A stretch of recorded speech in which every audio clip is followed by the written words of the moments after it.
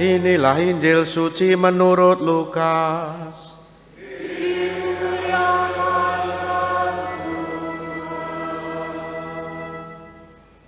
Setelah meninggalkan rumah ibadat Kafarnaum, Yesus pergi ke rumah Simon. Adapun ibu mertua Simon sakit demam keras, dan mereka minta supaya Yesus menolong dia. Maka Yesus berdiri di sisi wanita itu, lalu menghardik demamnya. Segera penyakit itu meninggalkan dia. Wanita itu segera bangun dan melayani mereka. Ketika matahari terbenam, semua orang membawa kerabatnya yang sakit kepada Yesus. Ia meletakkan tangan atas mereka masing-masing dan menyembuhkan mereka. Dari banyak orang keluar juga setan-setan sambil berteriak, "Engkaulah Putra Allah." Tetapi dengan keras Yesus melarang mereka berbicara karena mereka tahu dia itu Mesias. Ketika hari siang, Yesus berangkat ke suatu tempat sunyi, tetapi orang banyak mencari dia. Ketika menemukannya, mereka berusaha menahan dia supaya jangan meninggalkan mereka. Tetapi Yesus berkata kepada mereka, "Juga di kota-kota lain, aku harus mewartakan Injil Allah, sebab untuk itulah aku diutus." Dan ia mewartakan Injil di rumah-rumah ibadat di Yudea. Demikianlah sabda Tuhan.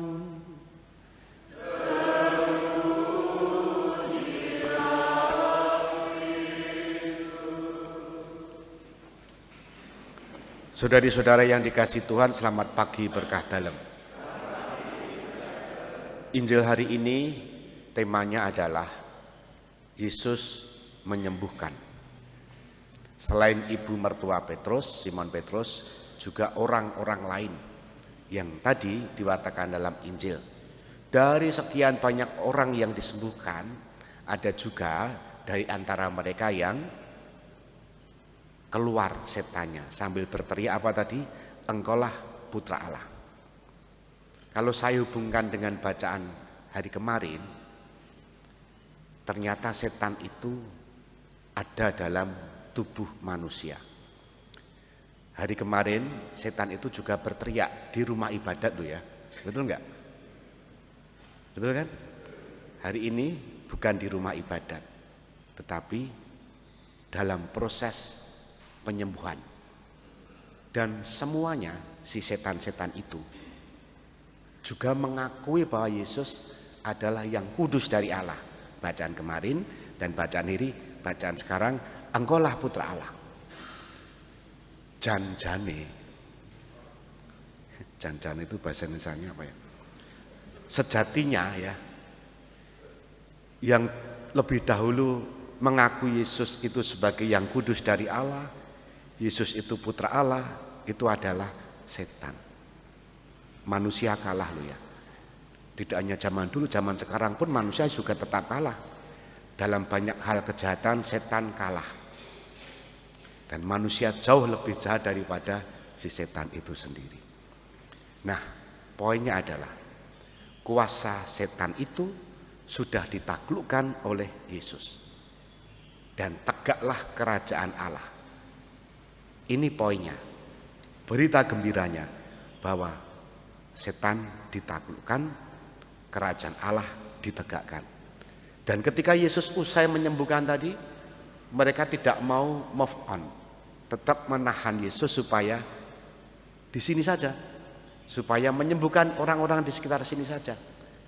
Tapi Yesus mengingatkan kepada mereka bahwa Yesus diutus untuk siapapun, dimanapun, tidak terikat oleh tempat satu tertentu. Maka berita Injil itu juga sampai ke tempat kita, Kalasan dan sekitarnya. Betul kan? Keselamatan itu kita jumpai juga. Keselamatan itu kita peroleh juga. Bahkan sampai sekarang orang-orang juga mohon kesembuhan kepada Yesus. Kalau saya pilek, saya memang tidak minta kesembuhan, ya, orang istirahat itu kan. Nah, poinnya adalah berita Injil itu tidak hanya di tempat sana Yesus hidup berkarya, tapi sekarang juga sudah sampai di tempat kita. Artinya apa? Yang dikatakan Yesus ini benar. Keselamatan untuk siapa saja, keselamatan diwartakan di tempat di mana saja. Maka saudari-saudara yang dikasihi Tuhan, Injil hari ini juga membawa kita kepada permenungan begini. Apakah Yesus yang menyembuhkan itu, tema bacaan hari ini, juga saat tertentu dalam momen hidup kita, kita pernah merasakannya, disembuhkan oleh Tuhan.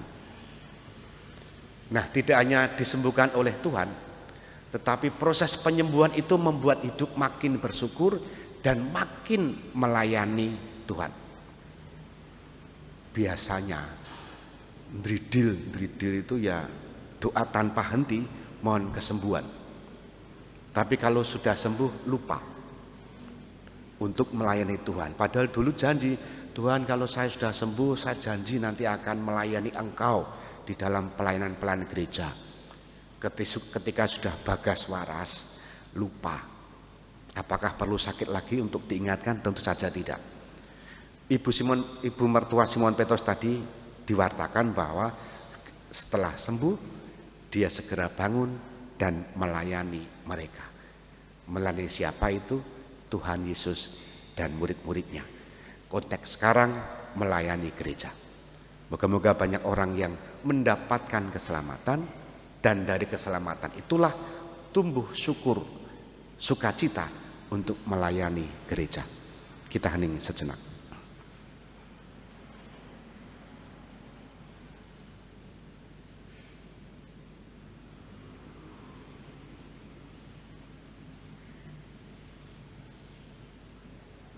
Dimuliakanlah Yesus yang dulu hidup, sekarang dan selama-lamanya.